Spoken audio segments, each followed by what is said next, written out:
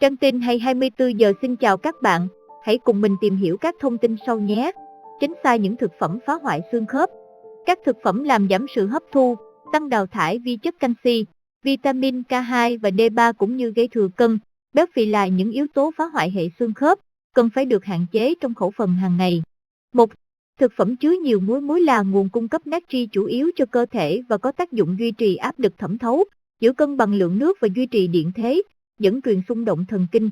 Tuy nhiên, quá thừa muối trong khẩu phần có thể gây tăng đào thải canxi qua thận, do vậy làm giảm lượng canxi từ xương và qua thời gian dài có thể gây bệnh loãng xương. Ngoài ra, chế độ ăn quá nhiều muối còn có thể làm tăng nguy cơ các bệnh không lây nguy hiểm như tăng huyết áp và các biến cố tim mạch. Do vậy, cần hạn chế lượng muối đưa vào cơ thể ở mức 3 đến 5 gram mỗi ngày, khoảng 1 thìa cà phê theo khuyến cáo của Tổ chức Y tế Thế giới WHO.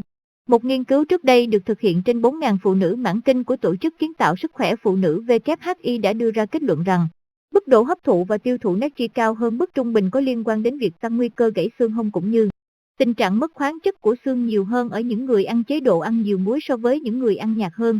Lượng natri cao liên tục được coi là một yếu tố nguy cơ dẫn đến gãy xương do loãng xương, đặc biệt nếu lượng canxi hấp thụ hoặc hấp thụ canxi thấp. Cách phòng tránh việc ăn quá nhiều muối bao gồm việc cho bớt muối khi chế biến thực phẩm, chấm nhẹ tay, pha loãng nước mắm chấm trước khi ăn, hạn chế ăn các đồ ăn đóng hộp có hàm lượng muối cao như dưa cà muối, kim chi. Lưu tâm đến hàm lượng muối ghi trên bao bì sản phẩm thực phẩm đóng gói trước khi mua, đó có thể tạo thành thói quen hạn chế lượng muối đưa vào cơ thể, giảm nguy cơ loãng xương. 2. Thức ăn giàu đạm. Chế độ ăn quá thừa đạm có thể gây tăng cân, tăng gánh nặng cho hệ xương khớp.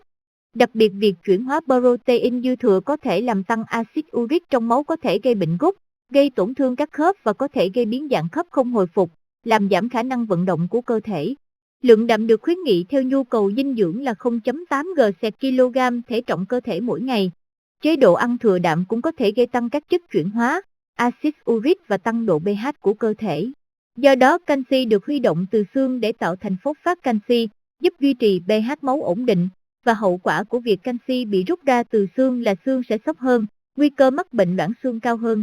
Theo nghiên cứu, nếu chế độ ăn uống chứa 50% protein hoặc nhiều hơn có thể dẫn đến 1% mất xương mỗi năm. 3. Dầu hydro hóa. Các nghiên cứu gần đây đã tìm thấy rằng quá trình hydro hóa biến dầu thực vật dạng lỏng thành dầu rắn được sử dụng trong chế biến thực phẩm hoặc làm bánh để tăng độ xốp. Bóng bẩy của sản phẩm làm phá hủy vitamin K tự nhiên được tìm thấy trong các loại dầu. Trong khi đó, vitamin K là chất rất cần thiết cho bộ xương chắc khỏe. 4. Caffeine. Chất caffeine tác động tới hệ xương cũng tương tự muối, lọc canxi từ xương. Cứ mỗi 100mg caffeine tương đương một tách cà phê nhỏ dung nạp vào cơ thể bạn sẽ mất đi 6mg canxi. Đó không phải là rất nhiều, nhưng nó có thể trở thành một vấn đề nếu bạn có xu hướng dùng đồ uống có chứa caffeine như trà đá và cà phê, thay thế cho các đồ uống lành mạnh cho xương như sữa và nước trái cây. Cần giới hạn lượng cà phê tiêu thụ trong ngày bằng 1 hoặc 2 tách cà phê vào buổi sáng, sau đó chuyển sang các thức uống khác không có tác động xấu tới xương. Ngoài ra, thêm sữa vào cà phê rất tốt. 5. Rượu, bia. Ở một khía cạnh nào đó, rượu chặn sự hấp thụ canxi trong cơ thể. Nó ngăn chặn các khoáng chất tạo xương mà bạn hấp thu vào cơ thể. Lượng rượu nhiều có thể phá vỡ quá trình tái tạo xương bằng cách ngăn chặn các nguyên bào xương, các tế bào xương làm công việc của chúng. Vì vậy, uống nhiều rượu không chỉ làm cho xương trở nên yếu hơn mà còn gây ra chứng gãy xương, can thiệp vào việc chữa các chứng bệnh liên quan đến xương. Cần hạn chế lượng rượu ở mức 1 ly trên ngày, cho dù đó là rượu, bia hoặc rượu nặng. 6. Nước ngọt, nước có ga.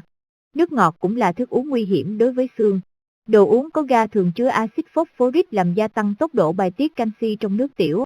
Trong khi đó chúng chỉ thỏa mãn cơn khát của bạn mà không cung cấp bất kỳ chất dinh dưỡng nào như khi bạn uống sữa hoặc nước ép trái cây. Khi bạn bị cám dỗ bởi một cốc cola, hãy cố gắng bù đắp lượng canxi bị mất bằng cách tăng cường uống sữa, nước cam hay sinh tố trái cây với sữa chua. Hoặc chỉ cần uống nước khi bạn khát nước và ăn một chế độ ăn uống giàu các chất dinh dưỡng tốt cho xương.